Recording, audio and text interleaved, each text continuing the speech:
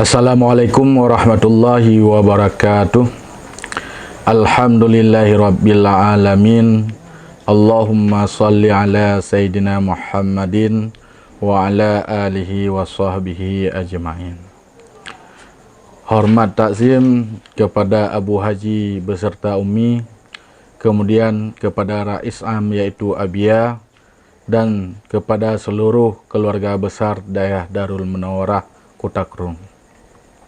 Dengan sudah berjalannya pembelajaran bagi santri mencapai 6 bulan, bulan Syawal sehingga memasuki bulan Rabiul Awal, sudah semestinya di daerah Darul Munawwarah mengadakan ujian semester ganjil.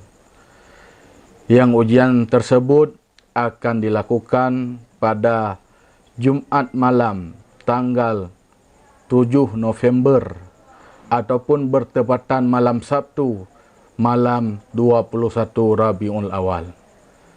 Jadi ujian itu merupakan bahan evaluasi bagi santri.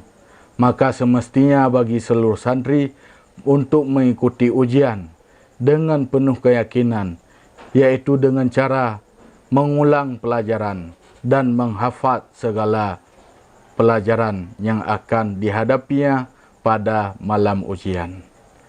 Dengan demikian, berarti santri sudah bisa melihat sebatas mana kemampuan dia, sebatas mana pelajaran yang sudah dia kuasai selama ini, sehingga bulan ke depan ataupun tahun ke depan dia bisa lebih giat dalam belajar dengan melihat daripada hasil daripada ujian.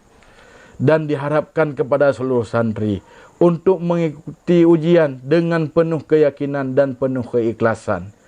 Dalam artian kata, mengikuti pelajaran ujian dengan sesungguh-sungguhnya. Dan himbauan kepada seluruh santri yang masih di kampung untuk segera kembali untuk mengikuti ujian semester ganjil. Dan kepada seluruh wali kelas untuk selalu mendampingi santrinya dalam proses mengulangi pelajaran. Saya selaku wakil 1 bidang pendidikan undur diri, mohon maaf bila ada kesilapan. Wabillahi taufiq wal hidayah. Assalamualaikum warahmatullahi wabarakatuh.